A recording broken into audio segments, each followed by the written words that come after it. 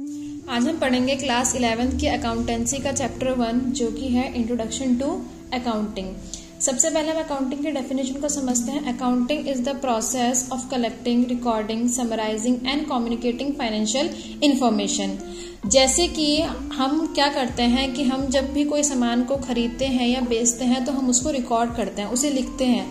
तो उस लिखने के ही प्रोसीजर को हम क्या कहते हैं, अकाउंटिंग कहते हैं। लेकिन इसमें रिकॉर्डिंग करने के अलावा काफी सारे और पॉइंट्स भी होते हैं। जैसे कि सबसे पहला पॉइंट कलेक्टिंग जो कि हम करते हैं, हम क्या करते हैं, चीजों को कलेक्ट करते हैं, उन ट्रांजैक्शंस को कलेक्ट करते हैं जिनको हम रिकॉर्ड करते हैं। किसी भी ट्रांजैक्शन को रिकॉर्ड करने के लिए सबसे पहली कंडीशन ये होती है कि उसके अंदर एक मॉनेटरी वैल्यू होनी चाहिए। मॉनेटरी वैल्यू का मतलब होता है कि उसमें पैसों की इन्वॉल्वमेंट होनी चाहिए।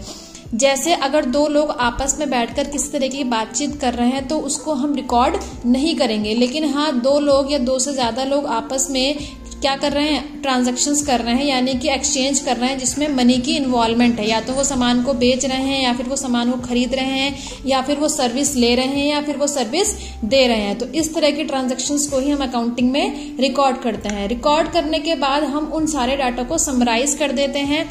समराइज करने के बाद हमारे पास उस डाटा के हिसाब से एक रिजल्ट आता है। वो रिजल्ट या तो प्रॉफिट की फॉर्म हमें दिखाता है या फिर हमें वो लॉस बताता है। उसी रिजल्ट को लेकर के हम क्या करते हैं, आगे कम्युनिकेट करते हैं। किसको?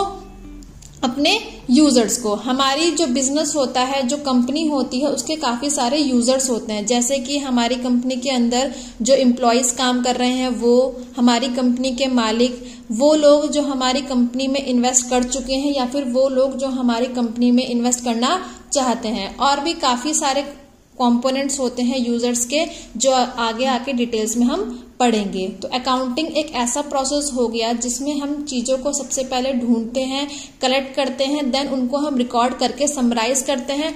और समराइज करने के बाद हम एक रिजल्ट निकालते हैं और उस रिजल्ट को फिर हम क्या करते हैं, बैठ के डिस्कस करते हैं, उनको कम्युनिकेट करते हैं जो भी हमारे रिस्पेक्टफुल यूजर्स होते हैं।